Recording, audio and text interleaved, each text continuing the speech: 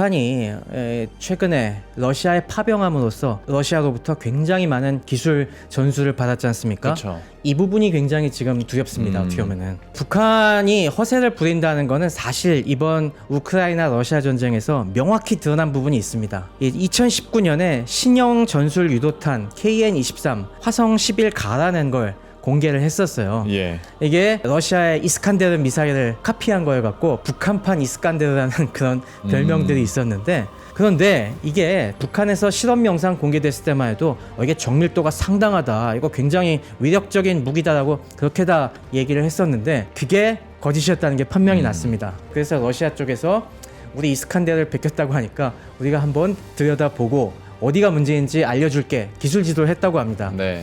그랬더니 성능이 어마어마하게 올라갔습니다. 그러니까 정밀도가 수십 배가 향상이 된 겁니다. 과연 KN-23뿐만이겠냐라는 걱정이 드는 거죠. 예, 심층 인터뷰 시작하겠습니다. 안녕하십니까, 김영롱입니다. 오늘은 북한의 열병식 얘기해 보도록 하겠습니다. 지난주 금요일 밤에 북한의 열병식이 있었고, 이 열병식 현장에는 중국과 또 러시아의 각각의 2인자들도 함께 참석을 하면서 관심을 모으기도 했습니다.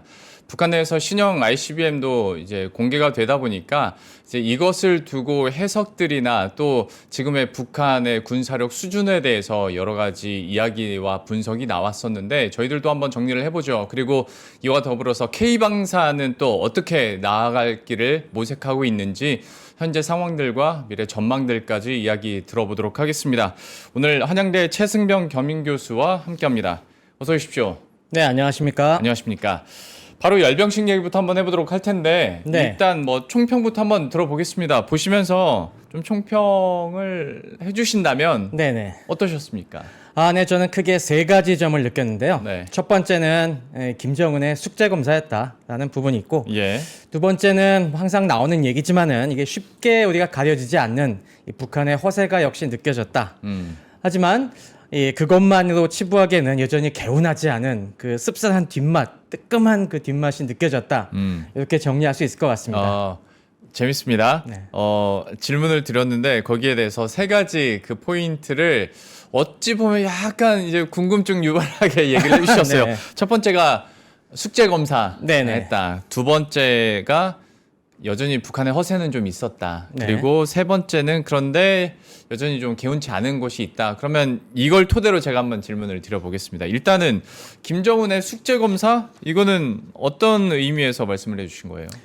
네, 뭐 다들 기억하시는 분들이 이제는 좀 많이 적어졌겠지만은 2025년이 어떤 의미일까? 예. 사실 김정은 정권 들어와서 북한이 열병식한 게 벌써 15번째입니다. 예. 엄청나게 자주 했고, 특히 지난 2023년 같은 경우는 3번씩이나 하고, 그 다음에 이번에 2025년 또 하게 됐는데요. 이번에 내세운 거는 뭐 북한 조선노동당의 창건 80주년을 내세워서 뭐 십시절에 했는데, 네. 뭐 우리가 또 기억해 봐야 될 부분이 지난 2021년 1월에 네. 그때 북한 노동당의 8차 전당대회, 당대회가 있었습니다. 네. 그러면서 그 당시에 김정은이 여러 가지 정책들을 발표하고 앞으로의 계획들을 얘기했었는데요. 그 중에 주목해 봐야 될 것이 그때 국방과학 발전 및 무기체계 개발 5개년 계획이라는 걸 얘기했어요. 네.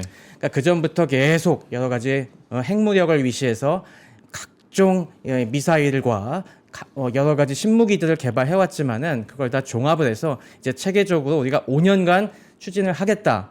근데 딱 세보면은 이번 2025년까지가 그 계획이거든요. 네. 그러니까 2025년 말 이 시점에서 그 계획이 잘 이행이 됐는지 한번 총 점검을 할 시점이 됐다는 겁니다. 네. 네, 그런 면에서 이번에 그 계획들의 여러 가지 내세웠던 목표들과 달성 수준들을 이제 굉장히 주의 깊게 봤습니다. 네.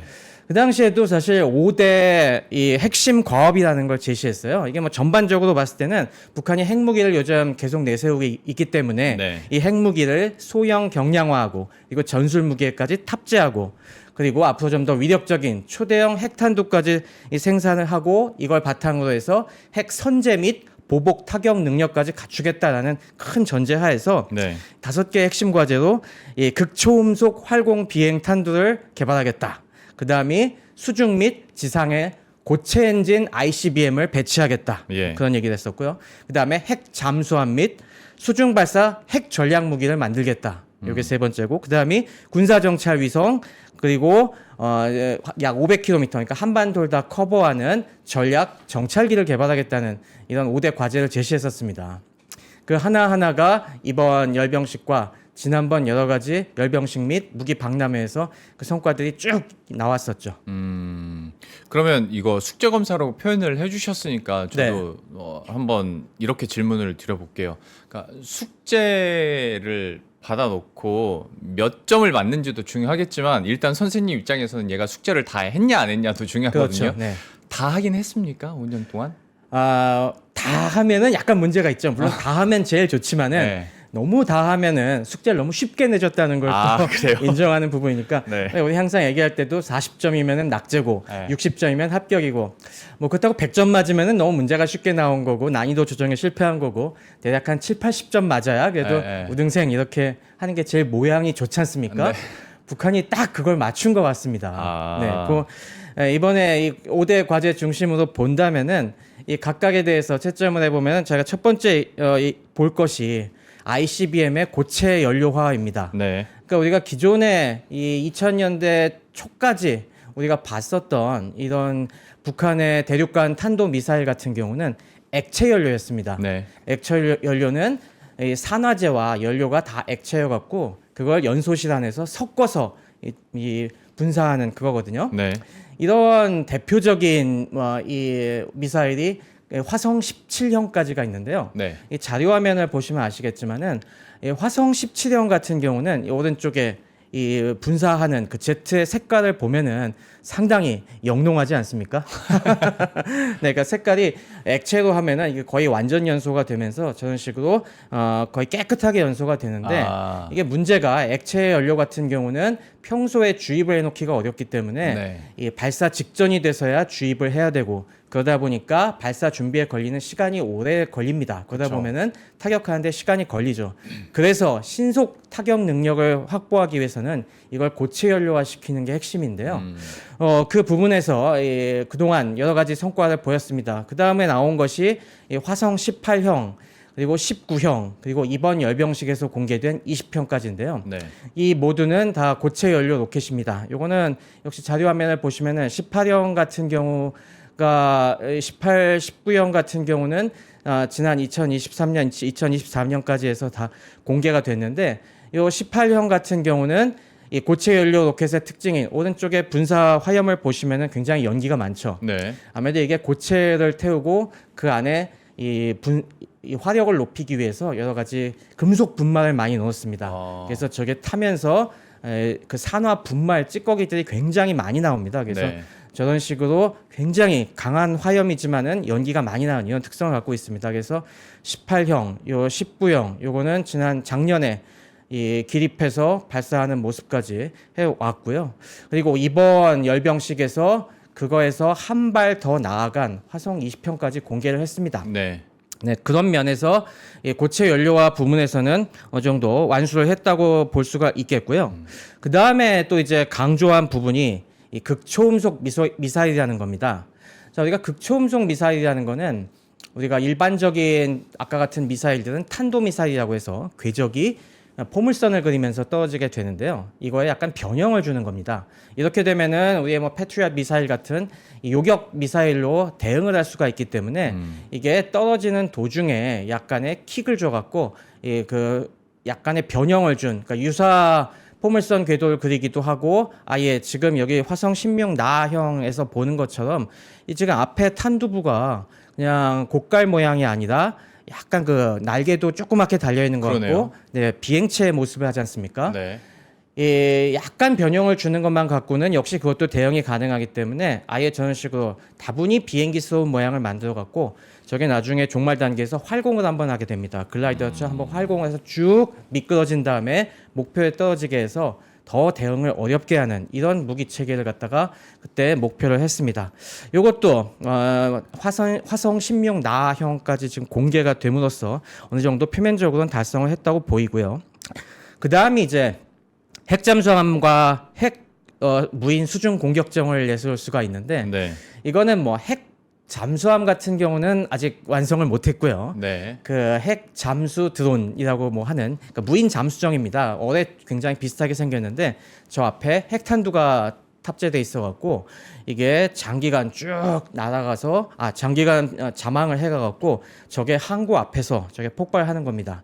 그렇게 되면 이게 핵탄두의 위력 때문에 항구 앞에서 큰 파도가 치겠죠. 그래서 일종의 작은 해일이 발생을 해서 이 항구를 덮치게 하는 그런 무기로서 개발했는데 이것도 해일이라는 이름으로 일단은 공개를 했습니다. 그래서 이거는 한 절반의 성공 정도가 될 수가 있겠고요. 제가 잘 몰라서 그러는데 저거는 네. 그러면 어뢰랑은 또 다른 거예요? 네, 일종의 어뢰 비슷하다고 보시면 됩니다. 근데 원래 저게 러시아에서 처음 개념이 나왔을 때는 저건 핵 추진체가 추진체 자체도 핵 추진이어가서 굉장히 몇천 킬로미터를 갔다가 자망을 해서 적 항구 앞까지 잠입할 수 있는 건데 저거는 그 정도까지는 아니고 네. 진짜 어뢰와 굉장히 비슷합니다. 그러니까 조금 장거리 어뢰 형식이라고 보시면 될 것 같고요. 예. 다만 저게 아마 전기와 디젤 같은 게 섞여서 추진이 되겠지만은 적어도 한반도 우리 한국의 항구들을 타격할 정도의 목표에서는 충분한 것 같습니다. 네. 그래서 이 헤일 기단임은 요거는 절반의 달성이 됐고, 예.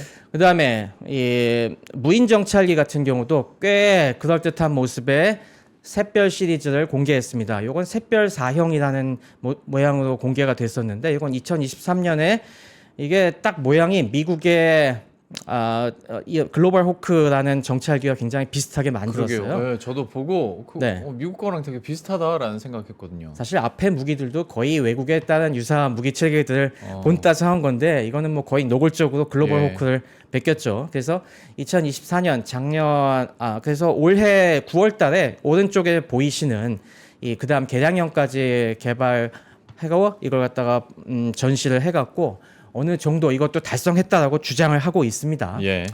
그런데 이제 한 가지 좀 부족한 부분이 군사 정찰 위성 부분인데요. 이 군사 정찰 위성 같은 경우는 그동안 발사는 몇 번 했습니다.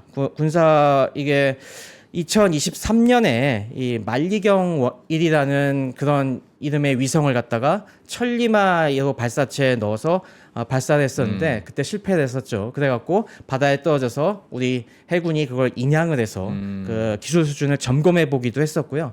그래서 두 번 실패한 다음에 3호기가 2013년 11월에 발사 성공했는데 그 다음에 또 성공하나 싶더니 작년 5월달에 또 실패했습니다. 그래서 요것도 한 뭐 절반의 성공 그 정도 이제 볼 것 같습니다. 그래서 이걸 따져 보면은 대략 한 70점에서 80점 정도 이 정도 나오는 것 같습니다. 70점에서 80점 숙제 검사 총 평가는 해주셨는데 이번 열병식에서 사실 기사화로 보나 어떤 무기 중에서도 가장 관심을 많이 받았던 게 사실은 ICBM 화성 20형에 네. 대한 관심이었는데 일단은 저도 여기에 대해서 궁금한 점이 몇 가지 있지만 그 전에 이것 자체에 대한 기술력은 어느 정도라고 평가를 하시는지 이제 표면적인 설명부터 먼저 한번 해주세요.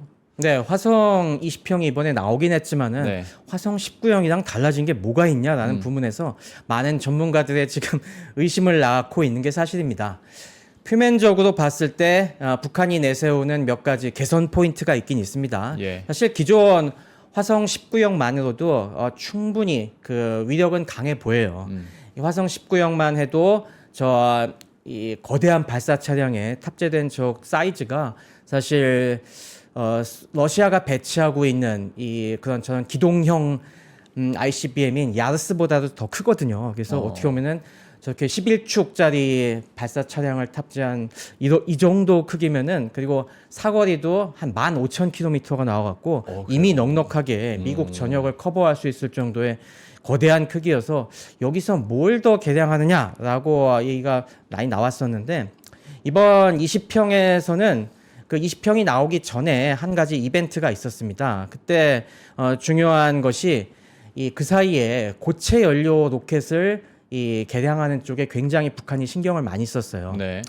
이게 2022년부터 이미 앞서서 화성 18형을 공개하기 그 전부터 이런 ICBM급에 걸맞는 거대한 고체 연료 엔진 시험 장면을 내보냈었는데 2022년에 이게 왼쪽에 보이시는 게 2022년에 내보낸 한 140톤 포스 정도의 추력을 내는 그 정도 위력이었는데, 그러니까 이거는 140톤짜리 이 미사일을 들어 올릴 수 있는 그 정도 추력이 있다고 보시면 됩니다. 근데 이게 지난 10월 달입니다. 이거 얼마 안 됐는데 이 오른쪽에 보이시는 것처럼 이걸 한 195톤 포스까지 끌어올린 이런 대형 엔진을 공개했어요. 그러면서 이걸 갖다가 앞으로 나올 화성 20형에 탑재하겠다라고 그때도 얘기가 나왔었는데 네. 이번에 공개한 게 어쨌건 이게 완성도는 모르겠지만은 이걸 얹은 것이다라고 보면 됩니다. 네. 그만큼 여기서 추력을 강화하기 위해서 여러 가지 포인트들을 거기서 선전을 했었는데 가장 대표적인 게 이 엔진 재질을 갖다가 바꿨다. 기존에는 저 엔진에 고체 연료를 담고 그걸 분사하는 이 전체적인 엔진 자체가 금속으로 만들어졌는데 네. 이번에는 국제적인 추세에 맞춰서 탄소 복합 소재로 만들었다. 이걸 되게 강조했어요. 그 카본? 네. 흔히 우리가 미사일에도 카본 얘기하는 카본이 들어가요? 많이 있습니다. 어. 아무래도 미사일처럼 이런 것들은 장거리를 날아가기 위해선 최대한 몸이 가벼워하지 않겠습니까? 그렇죠. 그러다 보니까 아무래도 경량화에 신경을 쓸 수밖에 없고 그러다 보니 이 카본 복합 소재로 많이 갈 수밖에 없죠. 이미 뭐 전 세계적으로 주요 군사 선진국들에서는 이 카본 소재를 굉장히 많이 쓰고 있습니다. 어떻게 보면 북한이 아직 요거에 좀 이제야 겨우 따라가는 포즈를 취하고 있는데 그래도 어쨌건 자기들은 이게 성공을 했다라고 얘기하고 있는 거죠. 그럼 여기서 또 이제 많이 궁금해하시는 부분이 우리 카본 얘기하면 보통 뭐 자전거나 낚싯대나 자동차에도 많이 쓰이고. 네, 뭐 그런 데 쓰는 요 카본이 그대로 쓰이는 거냐라고 하는 분들도 있는데 요 앞쪽에 연료를 담는 연료통 부분은 그걸 써도 됩니다. 네. 실제로 그걸 쓰고 있고요. 근데 저걸 그 부분을 전체를 만들 수는 없어요. 특히 저 열을 많이 받는 부분이 연소실에서 저 가스가 분출되는 그 중간에 좁은 노즐이라는 부분이 있지 않습니까? 네. 그 노즐 부분은 어마어마한 이 열과 압력을 받기 때문에 그 카본으로는 못 버팁니다. 우리가 일반적으로 쓰는 카본은 이 카본 섬유를 갖다가 이 에폭시 같은 접착제로 굳혀갖고 그걸 어떤 복합 플라스틱으로 만든 거거든요. 네. 근데 그 부분은 당연히 플라스틱으로는 그 정도가 못 버티니까 저 부분 좀 특이한 소재를 씁니다. 카본 섬유를 쓰지만은 거기에는 이 카본 복합제라는 또 특수한 소재가 들어가요. 네. 이게 쉽게 얘기해서 뭐냐면은 왜 우리 프라이팬 같은 데 늘러붙는 검댕 같은 거 있지 않습니까? 네. 그 검댕 같은 거 나중에 늘러붙으면 떼내기가 되게 힘들잖아요. 그렇죠. 바로 그런 식입니다. 이게 순수한 카본이 거기 남으면은 이게 한번 들러붙으면은 그 찌꺼기가 떼내기가 굉장히 어렵고 이게 굉장히 열에도 강한 소재가 되거든요. 그래서 이 기본적으로 카본 이 섬유에다가 그 위에다가 이 카본을 담고 있는 그런 소재들을 갖다가 쭉 바르고 그걸 산소가 없는 환경에서 타면 안 되니까 고열로 열 처리돼서 그 탄소만 남기게 만드는 겁니다. 즉 재만 남게 하는 겁니다. 이걸 여러 차례 반복을 해서 층을 층층이 쌓으면 즉 검댕을 아주 그 재를 갖다가 아주 층층이 쌓으면은 이게 굉장히 단단한 소재가 되죠. 이게 옛날에 뭐 우주왕복선 같은데 내열 타일 같은 거 만들려고 원래 개발이 시작됐는데 그동안 선진국들은 우주왕복선은 포기했지만은 이걸 이용을 해서 고체 연료 로켓을 쓰는 이런 수준이 됐는데 이게 전 세계적으로 몇 개국 기술을 갖고 있지 않습니다. 네. 그래서 지금 우리나라나 북한도 이걸 쫓아가려고 많은 노력을 했고 북한은 어쨌건 자기들은 성공했다라고 이번에 주장을 하는 거죠. 그러면 이번 화성 20형에도 그 카본이 더 씌워진 그 기술이 들어갔다는 거예요? 아니면 거기까지는 아니라는 거예요? 그걸 확인할 수가 없습니다. 주장은 하는데 네. 문제는 화성 20형은 이번에 껍데기만 공개가 됐지 네. 시험 발사 해보지 않았거든요. 네, 맞아요. 시험 발사도 안 해보고 자세한 사진들도 그냥 그 노즐 부분이 공개가 안 돼갖고 확인할 수가 없습니다. 이거. 그 제가 여쭤보고 싶었던 것 중에 하나가 그거였는데, 그러니까 고체 연료 발사 시험은 했다지만 어떤 고각이든 정상 각도로 시험 발사를 해본 적이 없잖아요. 네네. 근데 안 한 상태에서 이번 열병식에서 공개한 이유는 이것도 허세 중에 하나라고 봐야 되는 겁니까? 그렇죠. 제가 이번에 공개한 이유 중에 하나가 사실 이 김정은이 그동안 이 숙제를 내주고서 네. 숙제 검사는 꾸준히 했습니다. 네네. 원래 뭐 기말에 왕창 몰아서 하면은 잘 안 될 거기 때문에 예. 중간중간에 퀴즈도 보고 음. 계속 확인을 하지 않습니까? 그래서 그동안도 열병식을 여러 번 했고 예. 또 이제 무기박람회를 2021년, 2023년, 4년, 5년 올해까지 해서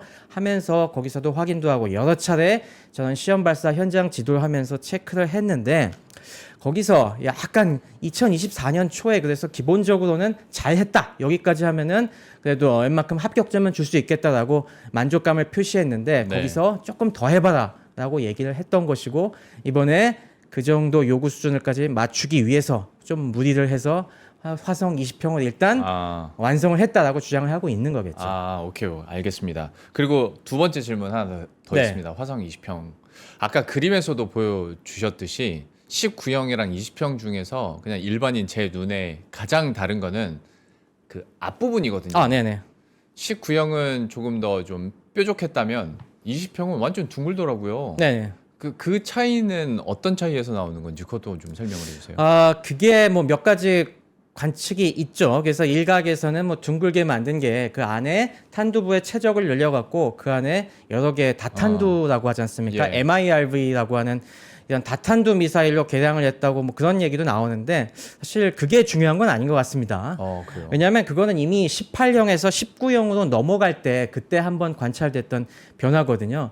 이번에 그 뾰족한 게 약간 둥글게 변한 거는 어떻게 하면 그 발사 차량의 그 발사관 겉에 앞에 뚜껑만 조금 바뀐 거고요. 네. 안에 그 탄두부 실제 모양도 사실 그 앞에 있었던 국방발전 2025라는 이 행사에서 공개가 됐어요. 이것도 자료화면 보면 나올 텐데 이 자료화면에서 보시면은 지금 저 왼쪽 사진에서 보이는 게 사실 그 10월 8일 날 이 국방발전 2025 전시회에서 보여줬던 겁니다. 네. 사실 뭐 뭉툭하다고 하지만 이전에 화성 19형과 크게 이것도 달라진 건 없어요. 그러니까 저거는 저 부분에서 어마어마하게 변화가 있었다고 보기는 약간 무리인 것 같습니다.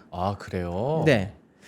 그러니까 저렇게 모양이 변하면서 저게 그 다탄두 미사일로 실려 있을 거다라는 얘기를 들어서 제가 한번 여쭤본 건데. 네, 그렇게 주장하시는 분들도 있는데 그거에 대해서는 사실 명확하게 공개를 안 하니까 저것도 추측을 할 뿐입니다. 알겠습니다. 하지만은 화성 19형 단계에서도 그때도 약간 뭉툭해졌어요. 화성 18형까지는 확실히 탄두가 하나밖에 못 들어가는 구조였는데 네. 이미 19형 때부터 다탄두가 염두하게 됐고 화성 20형부터는 조금 더 그걸 준비할 수 준비했다고 보여지는 측면이 있지만은 여전히 진짜 다탄두인지도 의심스럽습니다. 그러면 어떤 다탄두 전략 핵심 미사일, 네. 핵 미사일로 이제 발전을 하고 있다라는 것도 그들의 주장이지 아직 우리가 확인은 할 수 없는 거예요? 네네. 사실 저 ICBM 기술은 많은 부분이 북한이 허세가 들어가 있다고 볼 수밖에 없습니다.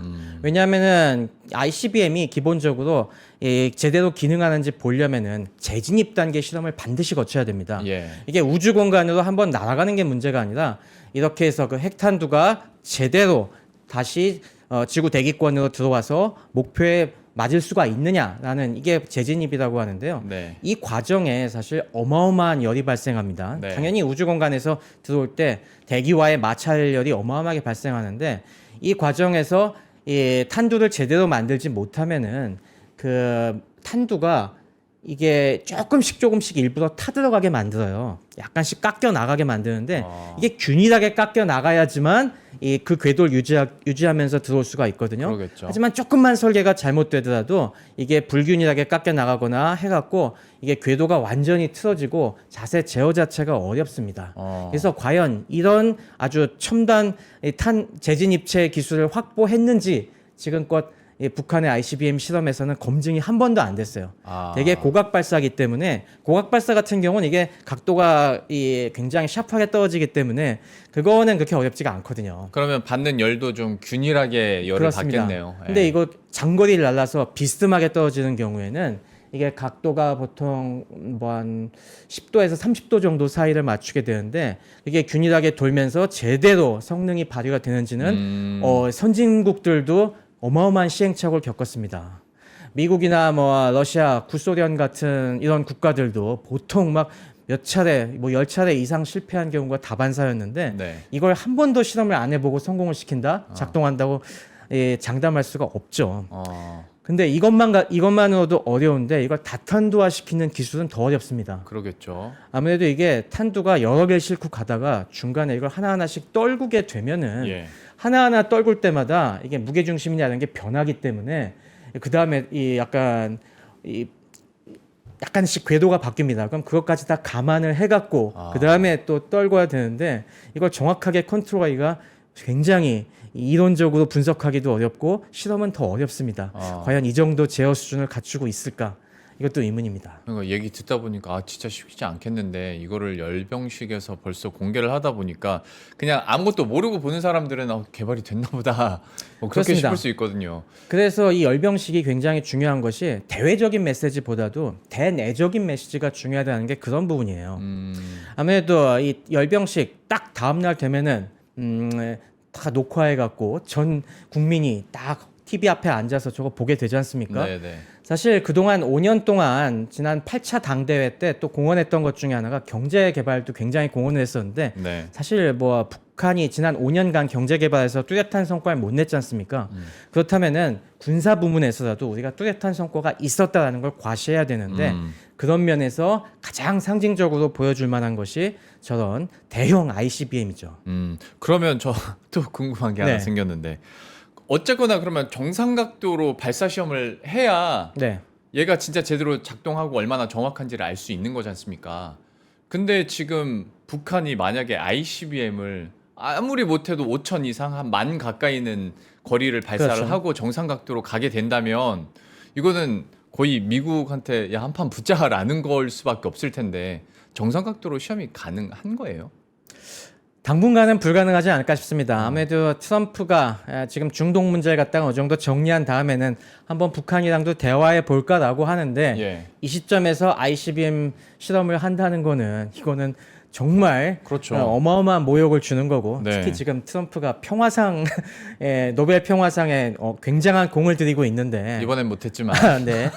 그러다 보니 아무래도 트럼프 임기 때 할 만큼 그 정도로 간이 크진 않을 것 같다는 생각이 들고요. 그러게요. 이 부분은 앞으로도 좀 모호한 측면으로 한 몇 년은 지나가지 않을까. 그러다가 좀 상황이 좀 나빠지거나 해서 그만한 지금쯤 경고 차원에서 날려볼 만한 시점이 됐다라고 했을 때 그때를 노리지 않을까 싶습니다. 그러면 이걸 위력이 어느 정도 된다라고 설명하기도 좀 애매하겠어요. 네, 뭐 그 부분에서도 문제가 있고요. 그리고 여기에 들어가는 핵탄두가 어느 정도인지도 어떤 형식인지도 그렇지. 약간 불분명합니다. 네. 2023년에 북한이 핵탄두를 하나 공개하긴 했습니다. 표준화된 탄두라고 해서 화산 31형이라는 이 탄두를 공개했어요. 예. 그거는 북한이 이제까지 발표한 ICBM 말고 어떤 준중거리라든가 중거리 좀 짧은 단거리까지 포함해서 이런 무기들에 들어가는 그리고 아니면 아까 보여준 저희 그 핵 무인 잠수정이라든가 아니면은 핵 순항 미사일 같은 데 들어가는 그런 탄두는 보여주긴 했는데 그거는 크기상 저희가 예측하기로 대략 한 10킬로톤에서 20킬로톤 정도. 그러니까 핵 탄두의 위력은 TNT 몇 톤의 위력에 해당되느냐로 저희가 보통 이야기를 하거든요. 네. 근데 10kg에서 20kg 정도라고 하면은 예전 2차 세계대전 때 히로시마 나가사키에 떨어졌던 그 정도 원폭 수준입니다. 일단 그 정도까지는 이 배치가 됐다고 그들도 공언을 하고 있는데 사실 ICBM은 그거는 너무 좀 작거든요. 네. 원래 이번 ICBM에 들어가는 경우는 대개 선진국 같은 경우는 작은 거는 한 150kg 정도에서 큰 거는 한 500kg 정도. 뭐 물론 경우에 따라서 요즘도 메가톤급까지도 갈 수 있긴 합니다만은 대개 한 150에서 한 500, 600 그 정도를 보통 탑재하게 되는데 그 정도 핵탄두가 또 제대로 개발됐는지도 아직 실험을 못 해봤어요. 능력은 된다는 건 입증을 했습니다. 지난 6차 핵실험까지 해서 북한이 일반적인 원자폭탄뿐만이 아니라 수소폭탄까지 개발할 능력이 된다는 거는 확인을 했어요. 네. 하지만 이걸 완전히 전략 핵탄두로 그 수준까지 만들었는지는 역시 약간 의문입니다.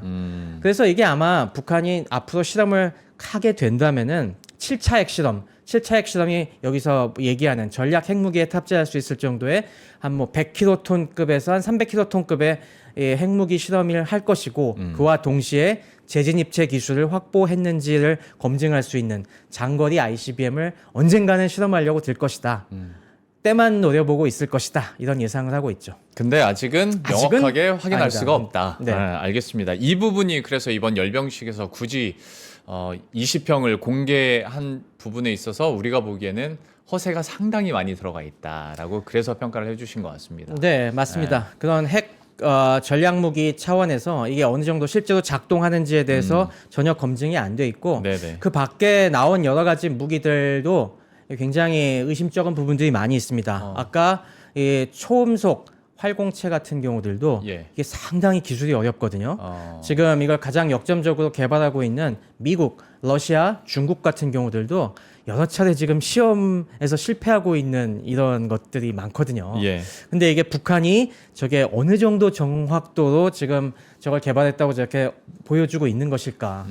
저것도 어느 정도 의심스럽다라는 관측이 많습니다. 그러면 그것도 한번 알려주세요. 이번에 그 드론도 공개가 됐지 네네네. 않습니까? 아무래도 뭐 이스라엘 하마스 때도 그렇고 이제 드론 혹은 이제 약간 더미 미사일처럼 이렇게 드론이 쓰이게 되다 보니까 어떻게 하다 보니 약간 트렌드처럼 이렇게 돼버렸어요. 그리고 이번에 북한도 드론 시스템과 네. 관련돼서 공개를 했고 이 기술력이나 뭐 이것도 실상을 알기는 쉽지는 않겠지만 이거는 좀 어떻게 보셨습니까? 이번에 드론도 북한이 최근 몇 년 동안 여러 종류의 드론, 그것도 전 세계에서 요즘 가장 인기 있는 드론들을 다 카피를 네. 해갖고 비슷한 모양으로 다 공개를 했었는데 이번에도 열병식 도중에 이 자폭 무인기 발사 차량, 다연장 발사 차량을 공개했습니다. 그동안 북한이 뭐 대형 방사포들, 로켓탄을 적재하고 있는 것들은 많이 보여줬는데 그런 컨셉으로 이번에는 자폭 드론을 적재하고 있는 발사 차량을 보여줬죠. 이것도 이 자료 화면에서 보시면은 요게 한번 보셨을 겁니다. 이 트럭에다가 뒤에 6개씩 싣고 있는데 네. 지금 왼쪽에 저 안에 뭔가 드론이 실려 있죠. 근데 이것들을 딱 보면은 역시 또 많은 군사에 관심이 있어 하시는 분들은 이 외국에 이것도 역시 뭔가 비슷한 거에 떠올리는 것도 그래요? 있었습니다. 네. 대표적인 것이 이 이스라엘의 하롭이라는 그런 무인기가 있습니다. 예. 이게 뭐 오른쪽에 보이는 건데요. 저게 사실 실전 경험도 많이 있습니다. 저 하롭 같은 경우는 원래 저 원형은 벌써 개발된 지가 한 2000년대 1990년대 말 2000년대 초가 됐으니까 거의 한 30년 된 무기였고 우리도 사실은 도입을 했었어요. 네. 저게 원래 무슨 목적이냐면은 저게 방공망을 파괴할 때 가장 중요한 것이 저게 레이더 시설이지 않습니까? 네. 그래서 저걸 갖다가 미리 띄워놨다가 저 앞에 그 레이더에서 쏘는 이런 전파를 감지할 수 있는 이런 센스 시커가 있어갖고 저게 레이더가 보통 때는 안 켜놓거든요. 예. 안 켜놓고 있다가 딱 켜지는 순간에 그걸 딱 감지해서 저게 자폭 쇄도를 하는 겁니다. 그래서 저게 굉장히 그래서 저 하롭이 저게 한 1000km 정도 날아갈 수가 있고요. 네. 한 거의 6시간 정도 떠 있을 수가 있어요. 그러니까 저게 저게 적 지역에 미리 쏴놓고 있다가 배회를 하고 있다가 어느 순간 딱 찾아 들어가는. 그래서 저걸 갖다가 우리가 영어로는 loitering munition, 그러니까 배회탄이라고 합니다. 뱅뱅 돌고 있다가 딱 신호가 됐을 때 탁 자폭으로 들어가는 이런 식으로 사실 거의 포병 무기에 가깝게 나오고 있는데 네. 이거는 최근에 여러 실전에 투입돼 갖고 많은 활약을 했습니다. 대표적으로 2020년에 아제르바이잔과 이 아르메니아가 전쟁을 벌인 적이 있었는데요. 네. 그때 아제르바이잔이 이 이스라엘의 하롭을 수입해 갖고 이걸 이 아르메니아 방공망 파괴하는데 굉장히 잘 써먹었습니다. 그러면서 그런 걸 보고서 북한이 또 이런 실전 사례들이 나오면은 굉장히 자극을 받아서 역시 또 카피를 한 것 같습니다. 네. 이런 식으로 적어도 세계에서 지금 뭐 각광받고 있고 굉장히 위력적이다 싶은 그런 무기체계가 있으면은 일단 카피해서 우리도 이거 할 수 있다는 거 보여주는 데는 굉장히 열심히라는 걸 다시 한번 보여준 거죠. 알겠습니다. 드론 시스템에 대해서도 잠깐 평가를 해주셨고 이거는 짧게 그냥 듣고 다음으로 넘어갈게요. 전차 있잖아요. 네네. 전차 이번에 공개는 했는데 그러니까 어떤 기능적으로 제 기능을 못할 거다라고 또 누가 하고 그리고 또 이게 충분한 수량이 없을 것이다라고 평가하시는 분들도 있더라고요. 이거 교수님께서는 좀 어떻게 보세요? 네, 뭐 이거는 사실 이번에 뭐 천마호 신형이 또 나왔는데요. 이게 이번에 새로 나온 게 아니라 이미 뭐 재작년부터 계속해서 조금씩 바꿔가면서 나왔고 이번에도 몇 가지 또 포인트들이 달라져서 나왔습니다. 네. 그래서 뭐 처음에는 이게 러시아의 T-14 아르마타 전차를 베낀 거다라는 것부터 시작을 했는데 지금은 또 거기다가 다른 서방의 전차들 요소들까지 덕지덕지 다 카피해서 붙여갖고 네. 지금은 또 굉장히 또 혼종이 돼버렸는데 그러다 보니까 뭐 전문가들이 흔히 하는 얘기가 이게 개발 완료된 거 맞냐? 이거 지금 계속 시험장 만들면서 조금씩 변종들을 그냥 맛배기로만 내보내고 있는 것이다. 뭐 물론 그럼에도 불구하고 주목해볼 포인트는 있습니다. 이번에 가장 역시 주목되는 부분은 최근에 전차 뭐 무용론 얘기까지 잠시 나올 정도로 우크라이나 러시아 전쟁에서 굉장히 전차의 순환이 많이 겪었지 않습니까? 네. 그러다 보니까 전차의 방어력을 다각도로 강화시켜야 한다는 게 요즘 추세인데 그래서 능동 방어 체계가 APS라고 하죠. APS가 이번에도 많이 강화가 됐습니다. 그래서 저게 드론이라든가 로켓탄이 날라왔을 때 이걸 갖다가 단거리에서 요격할 수 있는 그런 미사일들, 레이더들이 위에 보강이 된 것들을 저희가 확인해 볼 수가 있었고요. 그래서 뭐 이런 부분에서 이런 것들이 아직 딱 어떤 완결된 셋업으로 나오지 않은 상태에서 대량 생산은 당연히 불가능할 것이다. 네. 지금도 기껏해야 몇 대 생산을 해갖고 테스트하는 중일 것이다 하는 관측이 지배적이고요. 이게 굉장히 딜레마인 것이 러시아도 T-14 아르마타 전차를 갖다가 공개한 지는 꽤 됐습니다만은 아직껏 양산을 못하고 있거든요. 예. 그러니까 이런 바뀌는 전장 환경 그리고 어마어마하게 소모적인 이런 환경에 내세우기에는 여전히 불안하다는 그런 방증일 것이고 이 북한 같은 경우도 마찬가지 고민을 계속하고 있을 겁니다. 알겠습니다. 전반적으로 지금까지 설명해 주신 내용을 봤을 때 그러니까 어마어마하게 어려운 기술력이 탑재된 이런 무기들을 북한이 한 번에 다 완성해 가지고 내놓았을까라는 것에 대해서는 갸우뚱함을 느끼게 됩니다. 때문에 이제 허세라는 게 느껴지는데 네네. 아까 앞에서 총평 말씀하실 때 근데 뒷맛이 개운하지가 않다 이 네. 말씀은 하셨어요. 위협점이 충분히 있을 수 있다라는 건데 이거는 왜 그렇게 표현을 하신 거세요? 근데 항상 적을 갖다가 네. 경시해서는 안 되는. 너무 얕보면 또 안 되죠. 네, 그게 항상 병가의 가장 위험한 측면이기도 하고요. 그리고 또 이 북한이 최근에 러시아에 파병함으로써 네. 러시아로부터 굉장히 많은 기술 전수를 받았지 않습니까? 그렇죠. 이 부분이 굉장히 지금 두렵습니다. 어떻게 보면은.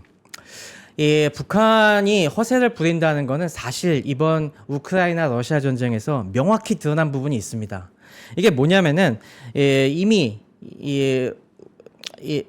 북한이 굉장히 자랑하던 것이 2019년에 신형 전술 유도탄 KN-23 그리고 그쪽의 제식 명칭으로는 화성 11 가라는 걸 공개를 했었어요. 예. 이게 러시아의 이스칸데르 미사일을 카피한 거여 갖고 북한판 이스칸데르라는 그런 별명들이 있었는데 그러다 보니까 이게 러시아 무기 체계랑 되게 비슷해서 이번 우크라이나 러시아 전쟁에도 한 수백 기 정도가 러시아에 지원이 됐습니다. 그리고 러시아가 이걸 받아서 실제로 우크라이나에 쏴봤죠. 그런데 이게 처음 나왔을 때 북한에서 실험 영상 공개됐을 때만 해도 이게 정밀도가 상당하다. 이거 굉장히 위력적인 무기다라고 그렇게 다 얘기를 했었는데 실전에 투입돼 보니까 그게 거짓이었다는 게 판명이 났습니다. 우크라이나에서 맞아 보니까 이거 거의 못 쓸 무기인데 우리가 미사일의 정밀도는 원형 공산 오차라는 걸로 보통 얘기합니다. 이 반경 몇 미터 내에 쏜 미사일의 절반이 들어갔냐 갖고 이걸 측정하는 건데요. 이게 거의 1km에서 3km가 났다고 합니다. 그러니까 반경 3km 안에 절반도 못 들어갔다는 거예요. 네. 그러니까 이걸 정밀 유도탄이라고 부르기에는 너무 민망한 수준이었죠. 정밀하지가 않네요. 네, 이게 이스칸데르의 특징이 일반적인 탄도탄이 아니라 이게 종말 단계에서 한번 킥을 줘갖고 조금 변형을 주는 건데 역시 이렇게 킥을 한번 주게 되면은 그러면서도 이 목표를 찾아가기가 되게 쉽지가 않거든요.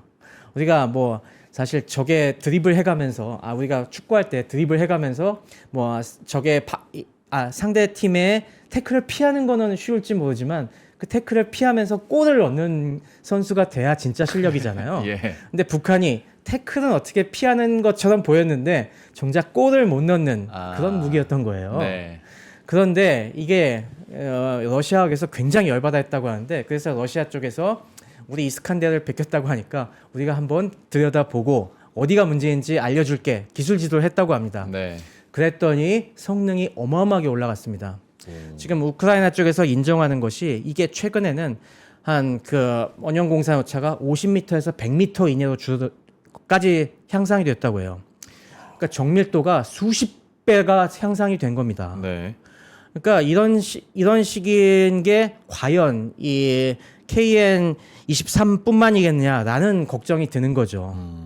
사실 우리가 이런 식으로 북한식으로 이것저것 중구난방으로 해보는 걸 마냥 폄하할 수밖에 없는 것이 자 우리가 뭐 공부할 때 공부를 아예 안 해보는 것보다는 그래도 이것저것 노력해보는 건 그나마 중요한 게 있지 않습니까? 예. 노력해본 사람은 나중에 뭔가 좀 어설프더라도 좋은 선생님 만나갖고 그거는 넌 요게 좀 잘못하고 있어 네. 라고 한번 코치를 받으면은 확 실력이 늘 수가 있는 거거든요. 그리고 이것저것 하다 보면 주특기를 또 찾게 돼요. 그죠. 네. 그러다 보면은 알게 모르게 또 이제 실력이 쌓이면서 확 튀어나가는 부분도 있을 수 있고. 근데 그게 이제까지는 이 좋은 선생님을 못 만나서 좀 힘들 거야. 여전히 시행착오하고 있을 거야라고 생각했는데 이번에 아마 러시아가 파병의 대가로 그런 기술 지도를 많이 해주지 않았을까. 그랬으면 우리가 이제까지 허세라고 치부하던 부분에 있어서도 굉장히 많은 우리가 알지 못하는 개선이 있지 않았을까 하는 두려움이 드는 거죠.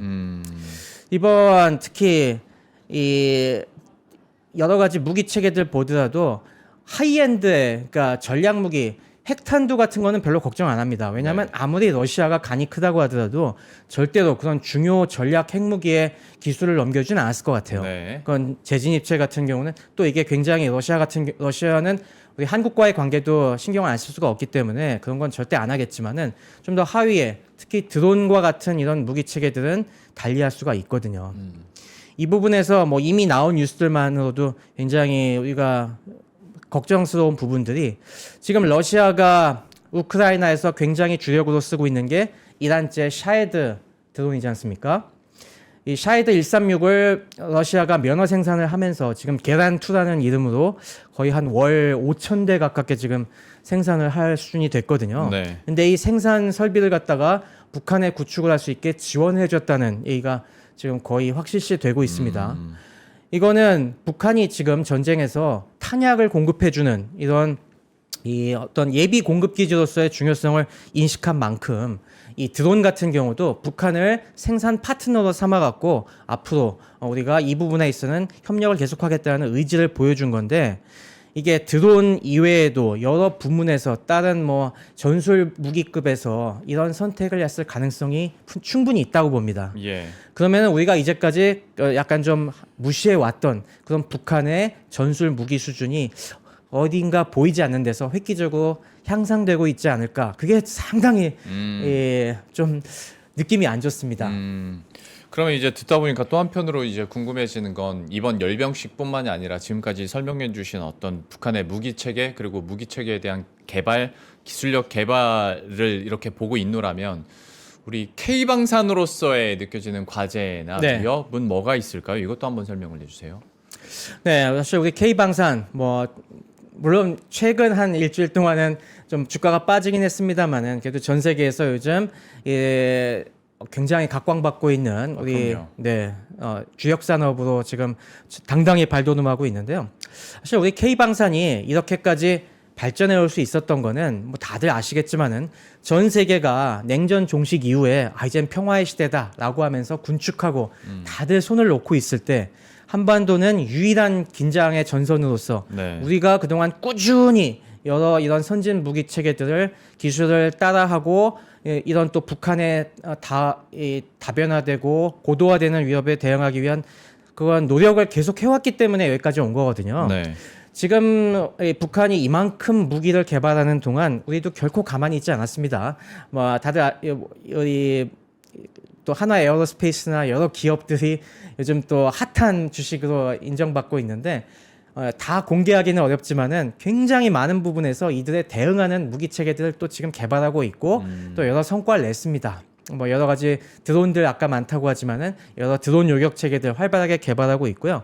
북한의 저런 전략 무기에 맞서서 우리가 그걸 원점 타격하거나 아니면 요격할 수 있는 다양한 지금 또 미사일들이 이 개발되고 있고 거의 실전 배치를 목전에 두고 있기 때문에 이런 성과들로 인해서 우리가 이 방산 르네상스를 맞이할 수가 있는 건데요. 근데 앞으로 이런 K방산의 이런 위험이 계속될 것인가라는 부분에서 진짜 고민해봐야 할 시점이 아닌가 싶습니다.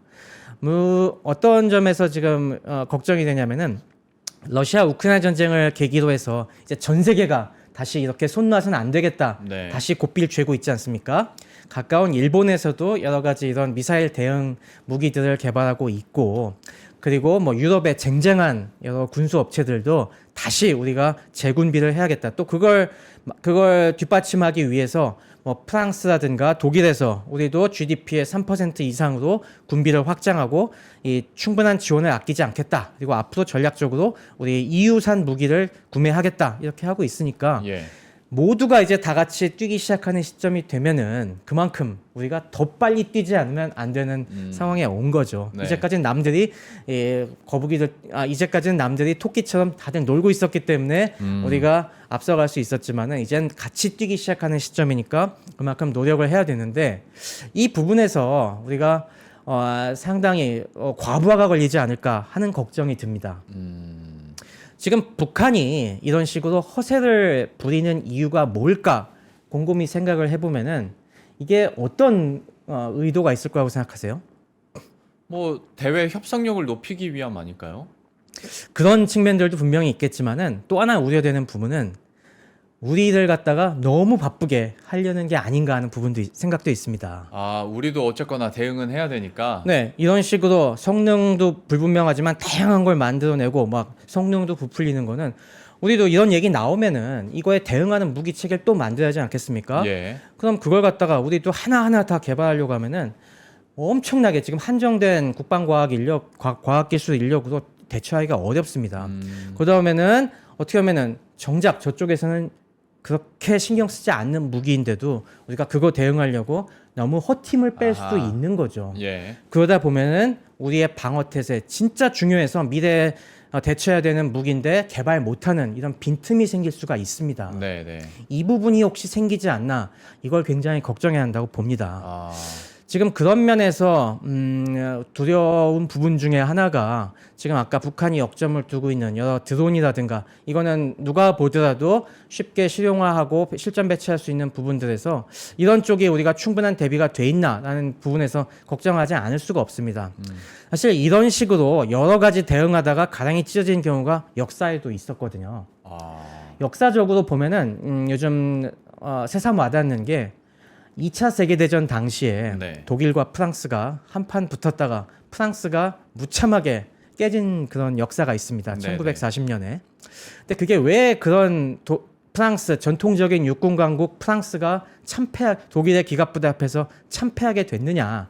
이걸 잘 따져보면은 그 이전 몇 년 독일이 이 재무장을 할 당시에 프랑스의 대응에 문제가 있었습니다. 예. 그 당시에 프랑스는 독일이 갑자기 재무장을 하면서 여러 가지 무기들을 개발하니까 그 당시에 독일이 전차 군단을 만들고 있어. 그러니까 우리도 빨리 기갑 전력을 확보해야 돼. 공세적인 기갑 전력을 만드는데 굉장히 많은 돈을 썼거든요. 근데 그러다 보니까 놓친 부분이 하나가 뭐냐면은 대공포였습니다. 독일이 공군도 그 당시에 굉장히 키우고 있었는데 공군을 상대할 대공포에 쓸 예산이 안 남는 거예요. 예. 그래서 그 당시 대공포는 제대로 된 대공포가 없이 거의 다 기관총, 중기관총 갖고 나갔어요. 그러다 보니까 독일의 앞선 이런 폭격기들에게 제대로 상대하지 못하고 어마어마하게 폭격을 당해서 이 전선에 나가보지도 못하고 주저앉는 일이 발생을 했죠. 우리도 지금 여러 가지 우리 지금 뭐 K9 자주포나 K2 흑표전차 굉장히 수도 많고 전력이 강한데 지금 이게 점점점 다종화되고 있는 이런 위협 수단에 충분히 방어력을 갖추고 있는가, 그에 대한 예산을 확보하고 있는가, 지금 쉽지가 않거든요. 저 근데 교수님 듣다 보니까 사실 독일과 프랑스 예시도 들어주셨지만 그때 당시에 이 두 나라 간의 전투력 차이하고 사실 아무리 이제 다변화된 어떤 기술 개발이 북한을 해서 우리를 좀 귀찮게 한다지만 네. 북한과 우리의 전투력 차이는 사실 너무 극명하게 크게 갈리고 있잖아요. 그게 그 위협이나 문제가 커버가 안 될 정도로 진짜 그게 심각한 문제로 다가올까에 대해서는 좀 갸우뚱함이 있어서. 그거에 안심할 수가 없는 것이 지금이 대단한 군사기술의 혁신기에 들어섰기 때문입니다. 최근에 우크라이나 러시아 전쟁에서 보다시피 물론 뭐 전차 무용론은 아니지만 여전히 전차는 중요하지만은 그걸 위협할 수 있는 새로운 공격 수단 드론을 위시한 것들이 많이 생겨났죠. 예. 거기에 부과돼서 지금 그것도 다양한 형태로 발전하고 있는 속도들이 어마어마하고 있고요. 또 자율殺傷 무기들이 많이 발전하고 있습니다. AI 기술 요즘 민간 부문에서만 발전하고 있는 것이 아니라 이것이 군사 부문에서도 어마어마한 혁신을 일으키고 있어요. 그래서 뭐 요즘 팔란티어나 안두릴 같이 역시 우리 서학개미들이 좋아하는 그런 주식들 보면은 그런 데서도 어마어마한 혁신을 지금 이끌어내고 있고 예. 그걸 러시아나 중국이나 북한도 가만 보고 있지 않거든요. 우리가 서방이 트럼프가 제재하고 있다고 해서 안 들어갈 거고 생각하면 오산입니다. 우리가 엔비디아 AI 기술이 이미 러시아가 실험을 하고 있어요. 지금 러시아의 유도탄에 들어가는 거 보면은 엔비디아에서 만드는 요즘 조그만 소형 엣지 디바이스용 AI 시험 모듈들이 있거든요. 네. 제슨 나노 같은 것들 이런 것들 몰래 수입해서 이건 무기에 집어넣습니다. 그러니까 엔비디아에선 이건 그냥 개발자들용으로 만든 거라고 하지만은 개발자들용 그런 모듈도 첨단 무기에 탑재돼서 충분히 위력을 발휘할 수 있을 정도로 지금 그 잠재 성능이 좋아지고 있고 네. 요즘 엔비디아가 내놓는 칩들 보면은 어마어마하잖아요. 예. 이렇게 컴퓨팅 파워가 높아지면은 나중에는 그 하위 모듈만 어떻게 입수를 한다고 해도 이걸 이용을 해서 훨씬 이 위력적인 무기를 만들 수가 있을 것이고 북한도 이 러시아와 협력해서 계속 그 방향으로 가려고 할 겁니다. 네. 지금 당장은 어떨지 몰라도 이게 앞으로 5년, 10년을 생각해 보면은 어디까지 우리에게 위협적으로 발전해 나갈지 상당히 두려운 부분입니다. 이런 부분에 있어서는 우리가 조금 더 이제는 더 빠른 스텝으로 이거에 능동적으로 대처할 수 있는 이런 혁신적인 무기들을 우리도 빨리 배치를 해야 됩니다. 아까 뭐 제가 K2 전차 얘기했습니다마는 우리 지금 전차들의 능동방어 체계만 하더라도 지금 능동방어는커녕 수동방어도 한 10% 정도밖에 지금 배치를 못하고 있거든요. 근데 이거에 대한 예산을 우리가 확보할 수 있느냐라는 부분에서 사실 좀 어렵습니다. 지금 우리도 국방 예산도 확보하기가 어려워지고 있고 그리고 군 간부 이탈도 굉장히 심하지 않습니까? 처우 문제도 있고 그래서 한정된 국방 예산을 지금 어디에 중점적으로 써야 되는지 지금 전략적으로 굉장히 고민인 상황이에요. 그래서 이런 부분에서 지금 우리가 정말 냉정하게 따져보고 현실적인 전략적인 선택을 하지 않으면은 분명히 어딘가 빈틈이 생기고 그 빈틈에서 예기치 못한 큰 위험이 발생할 수 있다는 게 걱정입니다. 알겠습니다. 위협점이나 또 우리가 또 과제로서 안고 있어야 될 포인트들에 대해서 얘기를 해주셨고, 자, 이 마지막 질문을 할까 아니면 그냥 마칠까 하다가 일단 해보겠습니다. 이거 1시간짜리 질문인데 네네. 시간이 다 돼서 아유, 네. 3분 안에 끝내주세요. 네네. 북한의 핵 위협에 대해서 우리는 그러면 어떻게 대응해야 되는 것인가? 이거는 감로들박이 엄청 있을 수 있는 얘기인데 네네. 교수님께서는 짧게 정리를 해본다면 좀. 네. 핵 위협. 가끔 이 일각에서 좀 우려스러운 부분이 북한의 핵무기는 미국을 겨냥한 거지 우리랑은 상관없다라고 생각하는 분들도 있더라고요. 근데 이건 굉장한 오산입니다.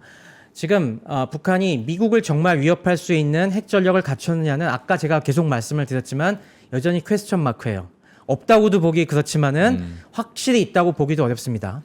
하지만 우리 남한이나 우리 한국을 겨냥한 전술 핵무기 차원의 위협은 명백하게 실존의 위협입니다. 네. 이거는 그렇게까지 지금 높은 수준의 것도 필요가 없고요. 모든 요소들을 북한이 다 갖추고 있습니다.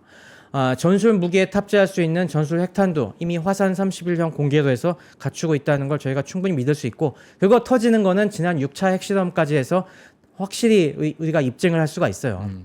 그리고 그런 것들이 지금 우리 대한민국의 여러 요소를 때리기에는 충분한 성능이라는 게 그동안 여러 차례 있어 왔던 이 단거리 무기 성능 실험으로 입증이 됐습니다. 네. 그러니까 우리는 핵 위협에 대해서 굉장히 경각심을 가져야 되는 부분은 이거는 확실하고요. 자, 그럼 어떻게 대처해야 되느냐? 일단은 우리가 뭐 기존의 삼축 체계에 관련돼서 저희가 뭐 요격 무기라든가 이거 열심히 개발하고 있습니다. 그거에 대해서 계속 끊임없이 지원을 해서 당연히 완성하고 그리고 그 부분에 있어 이 수준을 높이는 게 최우선이 되겠지만은 결국 궁극적으로는 우리도 비상시에는 핵 무장까지 할 수 있는 잠재력을 갖추는 노력도 계속해야 되지 않겠냐 이 생각을 늦출 수가 없습니다. 왜냐하면 이미 이 많은 전문가 분들이 북한이 핵을 포기한다는 거는 불가능하다고 얘기하고 있거든요.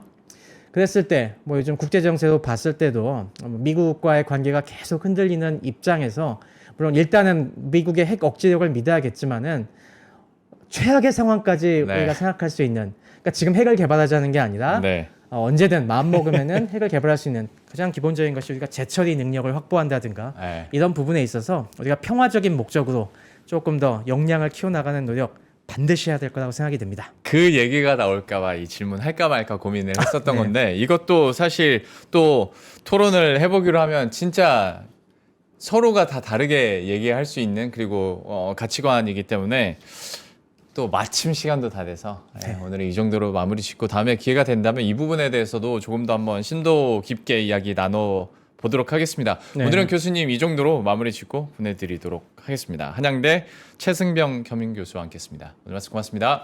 감사합니다.